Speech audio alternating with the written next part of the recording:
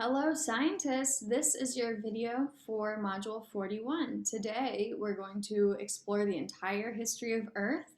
So let's go ahead and get started by going to the warm-up. I always encourage you to do the warm-ups, and they are great reviews of today's is a great review of our last class's material. So please do this warm-up, check your knowledge, and then we're going to have a little story time. So we're going to take a peek here. This is a sort of an interactive WebQuest style website, and there's a lot of stuff to click on here. So I do encourage you to go through it and read it yourself, but I'm going to skip to some of the more interesting parts. So first off, this is a picture of what a book of Earth's history would look like. And this book would be 4.6 billion pages long if each page was a year. And the book itself would be 145 miles long. A book that's miles long. So I'm gonna skip a little bit. There's a lot of information in this book, obviously. So we've bookmarked a few of the more exciting events. So here's the first exciting event. This is the formation of the Earth and Moon, which shouldn't surprise you was 4.6 billion years ago.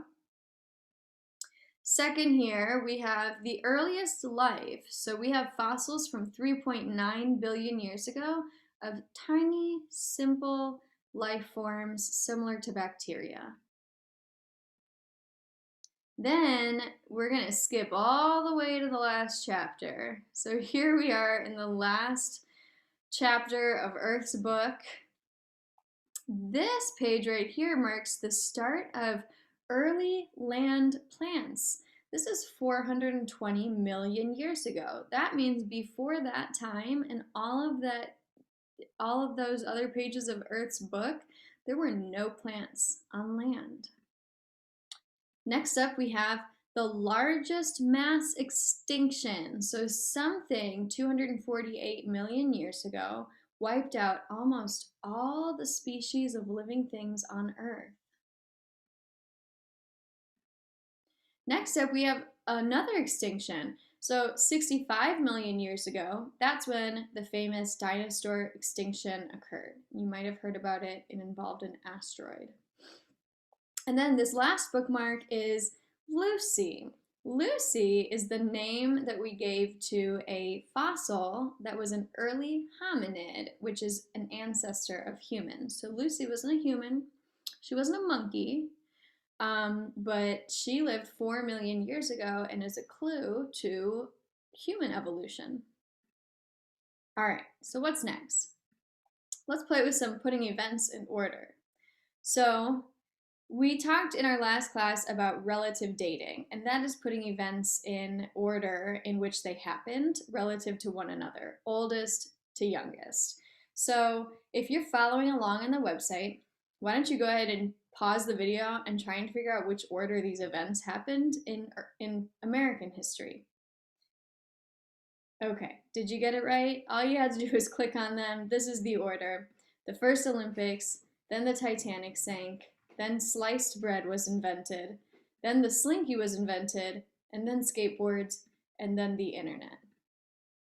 Now we can click on them to find out their actual dates, which is called their absolute dates. So 1904 was the first US Olympics. 1912 was when the Titanic sank. Sliced bread was invented in 1928.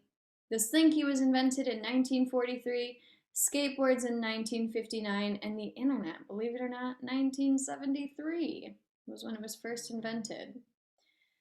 So this order is our relative dating. These numbers represent actual or absolute dates. So what do we think about these? These are fossils, and they have a relative order and an actual date, right? So let's try and put them in relative order. If you're following along on the website, pause and see if you can put them in order. All right, so here is the answer. A fossil trilobite came first, followed by this crazy looking thing, and then this plant looking thing, and then, oh, I forgot. Then mammals came next, early mammals, and then earliest birds came next, and then the Triceratops, and then Lucy. All right, so that's more relative dating.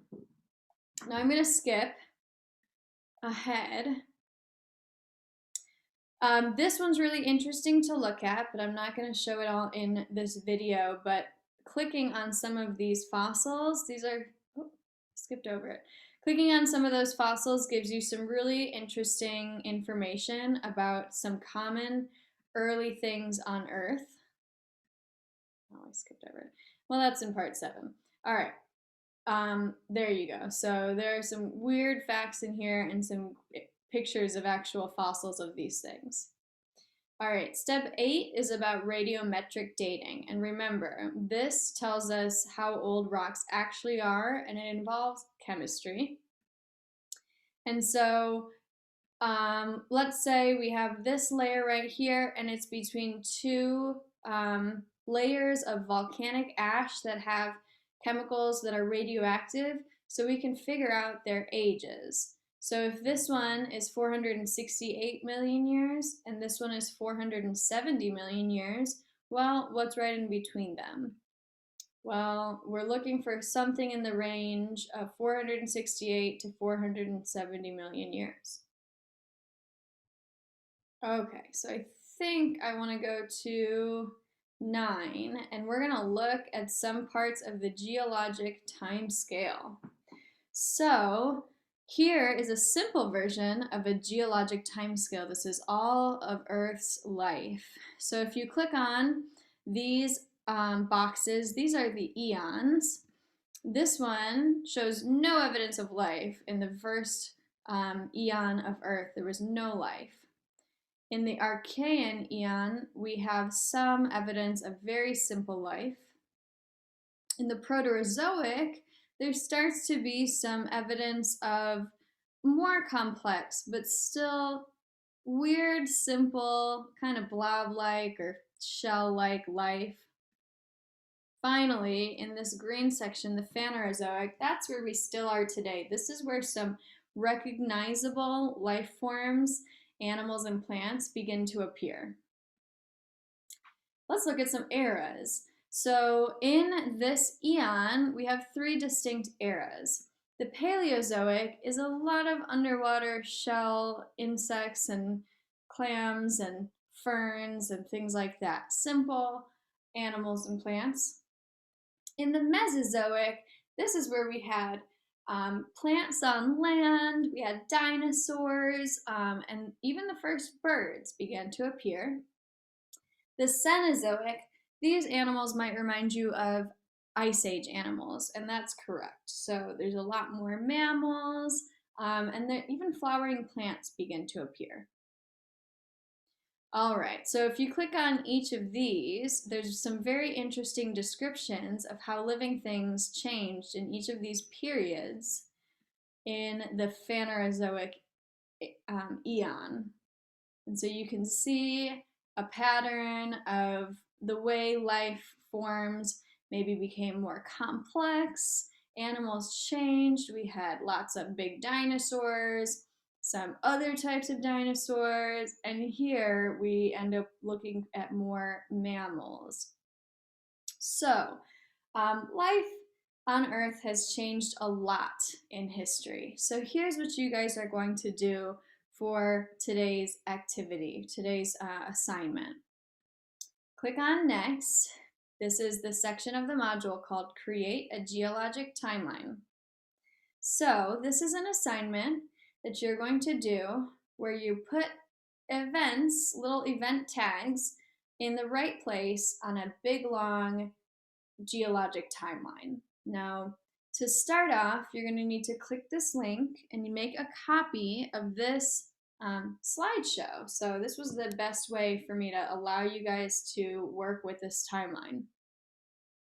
So here are all the tags that you're going to have to place on the timeline. The brown ones represent geologic events, so things that change the actual Earth itself. And the green ones represent life events, so ways that life changed on that Earth. Now, if there's these two little these views down here, you have this regular view and then you have this gallery view. And if you look at it like this, you can see that it kind of connects. Each of these slides connects to the next. The orange section back here, the first slide of the timeline, that's the very beginning of Earth's history, and this is the very end. And so, but you can't move things around, unfortunately, when you're looking at it like this. So if you go back to this editing view, what you're going to do is you're going to take and copy each of these squares one at a time. So I'm going to copy this one, and it's 3.8 billion years ago. Now, billions are going to come first, and the ones that say million are going to be next. And if there's any thousands, which there are a few, it's going to be on the very last slide. So I'm looking for 3.8 billion years. So that's pretty old. I'm going to start back here. It's not there. Here's 3.8 billion years. So I'm going to copy, I'm going to paste it, and then I need to move it so that the arrow is pointing right to the right number. Now I'm going to keep it off to the side. Some of them will point up, and so you should put them at the bottom. Some will point down, so you should put them at the top. Then, very important, go up here and delete it so that you know which ones you still have left to do. So that is your assignment for today. Once you finish this, you're going to copy the link, make sure that it's viewable to anybody in MSD of Washington Township, copy the link, and go ahead and turn it in to this assignment. We're going to use it next class in a little game that we're going to play. Good luck, and I'll see you next time.